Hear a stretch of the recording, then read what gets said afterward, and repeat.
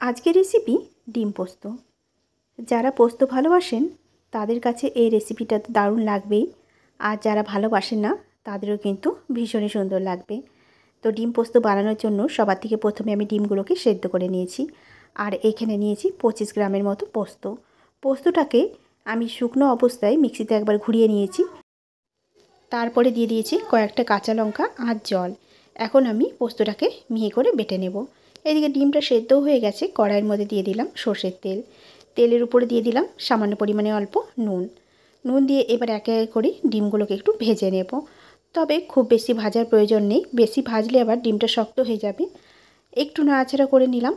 এবার আমি সামান্য পরিমাণে অল্প হলুদের গুঁড়ো দিয়ে দেব, দিয়ে হালকা করে একটু ভেজে নেব। বেশি ভাজলে ডিমটা শক্ত হয়ে যাবে, তাই আর আমি বেশি ভাজলাম না। ডিমটা দেখো হালকা ভাজা হয়ে গেছে, এখন ডিমটাকে নামিয়ে রেখে দেব। ডিম ভাজার তেলের মধ্যেই আমি ফোড়নের জন্য দিয়ে দিলাম কালো জিরে, আর এখানে দুটো পেঁয়াজ কেটে নিয়েছিলাম, দুটো পেঁয়াজ কুচিয়ে কেটে নিয়েছি। এখন তেলের মধ্যে দিয়ে দিলাম পেঁয়াজ। পেঁয়াজটা যখন একটু ভাজা ভাজা হয়ে আসবে, পেঁয়াজের কালারটা একটু চেঞ্জ হয়ে যাবে, এই অবস্থায় দিয়ে দেবো আমি একটা টমেটো। তারপরে দিয়ে দিলাম খুবই সামান্য অল্প লঙ্কার গুঁড়ো। যেহেতু আমি কাঁচা লঙ্কাটা পোস্তর সাথে বেটে দিয়েছি, তাই সামান্য অল্পই লঙ্কা গুঁড়োটা দিলাম। এখন পেঁয়াজ টমেটো লঙ্কার গুঁড়ো একসাথে এভাবেই মিশিয়ে নিলাম। এরপর দিয়ে দিলাম খুবই সামান্য একটু হলুদের গুঁড়ো, স্বাদ মতো নুন। এবার যে পোস্তটা বেটে রেখেছিলাম সেই বেটে রাখা পোস্তটাও দিয়ে দিলাম। এখন এই মশলার সাথে পোস্তটাকে একটু নাড়াচাড়া করে নেব। খুব বেশি ভাজার প্রয়োজন নেই, একটু নাড়াচাড়া করে নিতে হবে। তারপরে দেখো যখন একটু ফুটতে শুরু হয়ে যাবে, দিয়ে দিলাম দুটো শুকনো লঙ্কা আর দিয়ে দিলাম কাঁচা লঙ্কা। তবে শুকনো লঙ্কাটা তেলের উপরে দিলেই ভালো হতো, তো যাক আমি এখন এর মধ্যেই দিয়ে দিচ্ছি। এখন দিয়ে দিলাম ভেজে রাখা ডিম। ডিমটা দিয়ে আবারও ভালো করে এভাবেই নাড়াচাড়া করে মিশিয়ে নিতে হবে।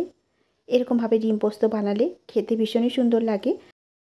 ডিমটা দিয়ে আবারও একটু হালকা হাতে নাড়াচাড়া করে নিতে হবে, যাতে করে ডিমটা না ভেঙে যায়।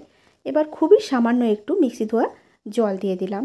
খুব বেশি জলটা দেবো না, যেহেতু আমি ঝোল রান্না করব না, একটু গামাখা রান্নাটা হবে। খুন্তি দিয়ে আবার একটু নাড়াচাড়া করে একটু ঝোলটাকে ফুটতে দেব।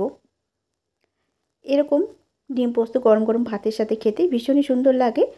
দেখো ঝোলটা ফুটে উঠেছে আর ঝোলটা অনেকটাই শুকিয়ে গেছে। এখন আমি উপর থেকে দিয়ে দিলাম কুচনো ধনেপাতা, আর দিয়ে দেবো এই সর্ষের তেল। সর্ষের তেলটা দেওয়ার ফলে এই পোস্তর স্বাদটা কিন্তু ভীষণই সুন্দর হয়। একটু নাড়াচাড়া করে নিয়েই আমি গ্যাসটাকে বন্ধ করে দেব, আর ঢাকা দিয়ে কিছু সময় রেখে দেব। তো তৈরি হয়ে গেল আজকের রেসিপি ডিম পোস্ত। আজকের রেসিপি তোমাদের কাছে কেমন লেগেছে অবশ্যই কমেন্ট করে জানাবে। তো আজকের মতো রান্না এ পর্যন্তই। দেখা হচ্ছে নতুন কোনো রান্নার ভিডিওর সাথে।